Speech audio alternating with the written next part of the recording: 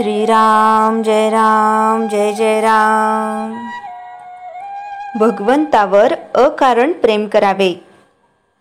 खरोखर जगात आणि लौकिकात आपण अडाणी राहिलो तर काही वाईट नाही, भगवंताच्या मार्गामध्ये त्याचा फायदाच होईल। आपण अडाणी झाल्याशिवाय म्हणजे आपली विद्या आणि मोठेपण विसरल्याशिवाय परमार्थ साधत नाही। मुलगा गावाला जाताना ज्याप्रमाणे आई त्याला फराळाचे देते, त्याप्रमाणे परमात्मा आपल्याला ज्या परिस्थितीत जन्माला घालतो त्या परिस्थितीत राहण्यासाठी लागणारे समाधानही तो आपल्याला देत असतो। ते घ्यायची आपली लायकी मात्र पाहिजे। जिथे असमाधान फार तिथे दुष्ट शक्तींना काम करायला वाव मिळतो। याच्या उलट जिथे खरे समाधान आहे तिथे चांगल्या शक्ती मदत करतात। आपण नामाला चिटकून राहिलो तर बाहेरची वाईट परिस्थिती बाधणार नाही। देहाचा मनाशी संबंध आहे आणि मनाचा हृदयाशी संबंध आहे, म्हणून मन नेहमी अगदी समाधानात ठेवावे, म्हणजे प्रकृती चांगली राहून आयुष्य वाढेल। स्वार्थ सुटताना पहिल्याने मनुष्य व्यवहाराच्या चौकटीत बसणार नाही। जो येईल त्याला तो आपलाच म्हणेल, पण परमार्थ मुरला की तो व्यवहार बरोबर करून शिवाय निस्वार्थी राहील। खरोखर परमार्थ हे एक शास्त्र आहे, त्यामध्ये सुसूत्रपणा आहे। व्यवहार न सोडावा, पण विषयाकडे गुंतणारी आपली वृत्ती भगवंताच्या आड येते, म्हणून तिला भगवंताकडे गुंतवावे। भगवंताची खरी आवड उत्पन्न झाली पाहिजे।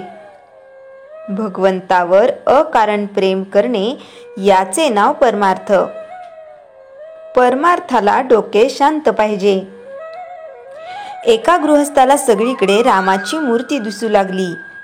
झाले, त्याला वाटले की देव आपल्याला भेटला, पण हे खरे भगवंताचे दर्शन नव्हे। तो सर्व ठिकाणी आहे अशी भावना झाली पाहिजे। परमार्थाची काळजी करू नये, ती काळजीच प्रगतीच्या आड येते। वय वाढू लागले की आपले सर्व अवयव जसे प्रमाणात आपोआप वाढतात, तसेच परमार्थाला लागणाऱ्या गुणांचे आहे। आपण साधन करीत असताना आपली प्रगती किती झाली हे सारखे पाहू नये। समजा आपण आपल्या परसात एक झाड लावले आणि ते किती वाढले हे पाहण्यासाठी रोज त्याच्या मुळ्या उपटून आपण जर पाहू लागलो तर ते झाड वाढेल का? अगदी तसेच परमार्थाच्या प्रगतीचे आहे। मनुष्याला परमार्थ किती साधला हे त्याच्या बोलण्यावरून आणि दृष्टीवरून ओळखता येते। श्रीराम जय जय राम। चैतन्यवाणी। परमार्थ हा लोकांना उपदेश करण्यासाठी नाही, तो निव्वळ स्वतः करता आहे। श्रीराम जय जय राम। श्री मनाचे श्लोक 15 निरूपण। मना पाहता सत्य हे मृत्युभूमी, जिता बोलती सर्व ही जीव मी। चिरंजीव हे सर्व ही मानिताती, अकस्मात सांडोनिया सर्व जाती। जय जय रघुवीर समर्थ।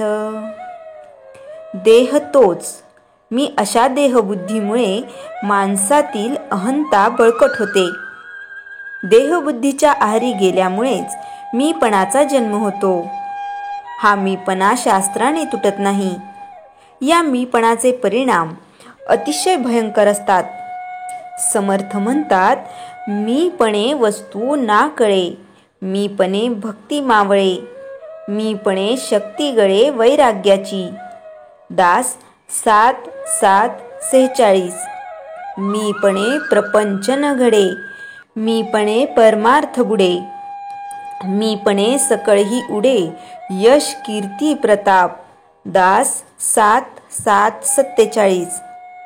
या मीपणामुळे मन आपोआपच बंधनात अडकते आणि या बंधनामुळे त्याला जे जडत्व प्राप्त होते त्यामुळे त्याचे बळ आपोआपच कमी होते.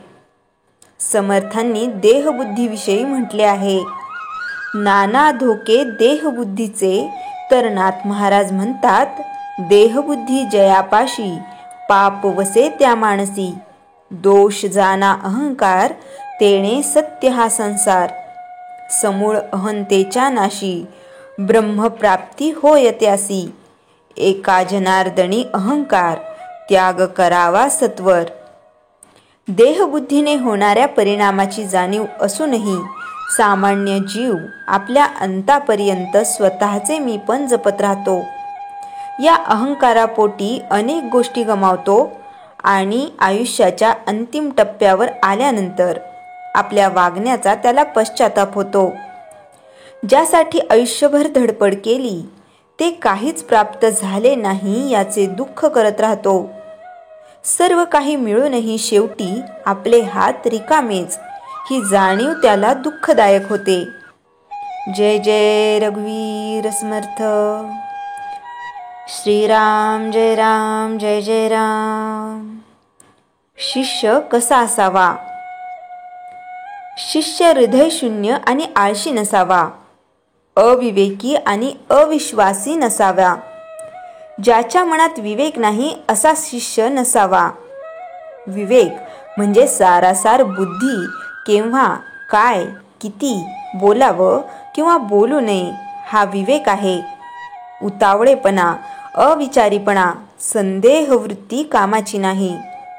मनात संदेह असला म्हणजे एखादा मनुष्य चांगला आहे की वाईट, पण तो प्रत्येकाबद्दल नसावा. ज्याच्या मनातील आशा संपत नाही, कितीही दिलं तरी समाधान नाही, अशा विचाराचा मनुष्य टिकत नाही. दुसऱ्याबद्दल असूया नसावी, तिरस्कार नसावा, दुसऱ्याची निंदा करू नये. मी कोणीतरी मोठा आहे असा अहंकार नसावा. भूक तहान आवरत नाही, झोप आवरत नाही, कुटुंबाची चिंता. जो सच्चिष्य आहे त्याने मंदिरात सेवेला आल्यावर जेवढा वेळ मंदिरात आहे तेवढा वेळ सद्गुरूच्या चरणी एकाग्र असावं. एखाद्या गुरुकडे अनेक शिष्य असतात, त्यातला एखादा शिष्य उत्तम वक्ता आहे, वैराग्यावर उत्तम बोलतो, पण मनामध्ये वैराग्य नाही. ज्याला अनुताप झालेला नाही त्याने कितीही भाषण दिलं तर त्याचा उपयोग नाही.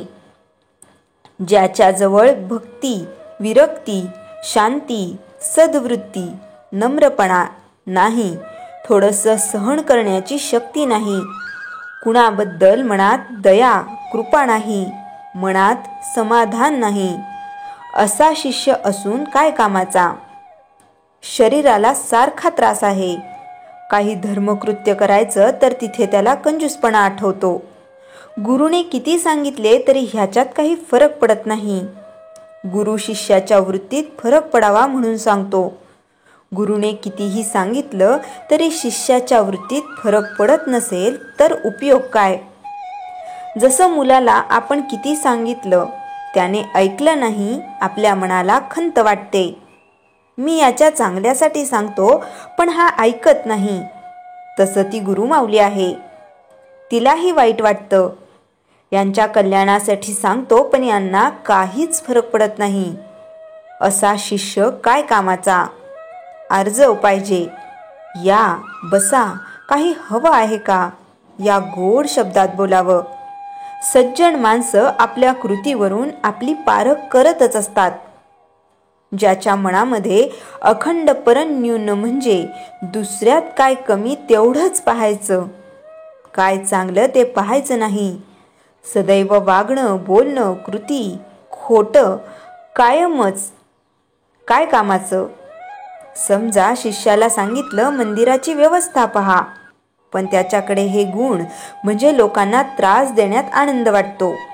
जसा विंचू किंवा डास दंश करतो तसे लोकांच्या मनाला लागेल असं बोलतो. अशा माणसाचा उपयोग काय? उलट लोक प्रपंचातील त्रासाला त्रासून मंदिरात आलेले असतात.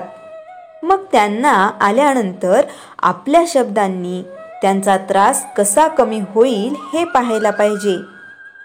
जगामध्ये सर्व गुणसंपन्न असा कोणीच नाही. पूर्ण चांगला किंवा पूर्ण वाईट असा कोणी नाही. चांगुलपणा आणि वाईटपणा कमी जास्त प्रमाणात असू शकतो. आपले अवगुण झाकून ठेवायचे आणि लोकांचे बोलायचे काय उपयोग. एखाद्याकडे चांगले गुण असतील तर भगवंत त्याचे कल्याण करेल. एखाद्याकडे वाईट गुण असतील तर भगवंत त्याला शिक्षा देईल. संतांचे वचन आहे, कासया वाणू इतरांचे दोष, मज काय त्यांचे उणे असे. दुसऱ्यांचे दोष पाहण्यात वेळ फुकट जातो. आपल्यातले दोष कमी आहेत का, तेवढा वेळ परमार्थाला कमी होऊन जातो. दोष वर्णन करून सांगताना सुद्धा आपल्या जीवावर येते.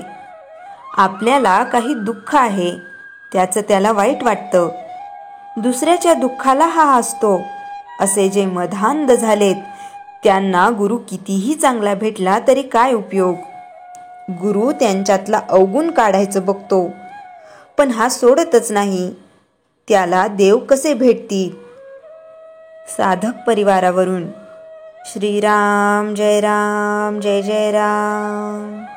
जयाच्या जनी जन्मनामार्थ झाला, जयाने सदा वासनामात केला. जयाच्या मुखी सर्वदा नाम कीर्ती, नमस्कार तया ब्रह्मचैतन्य मूर्ती. श्रीराम जय राम जय जय राम. जानकी जीवन स्मरण जय जय राम.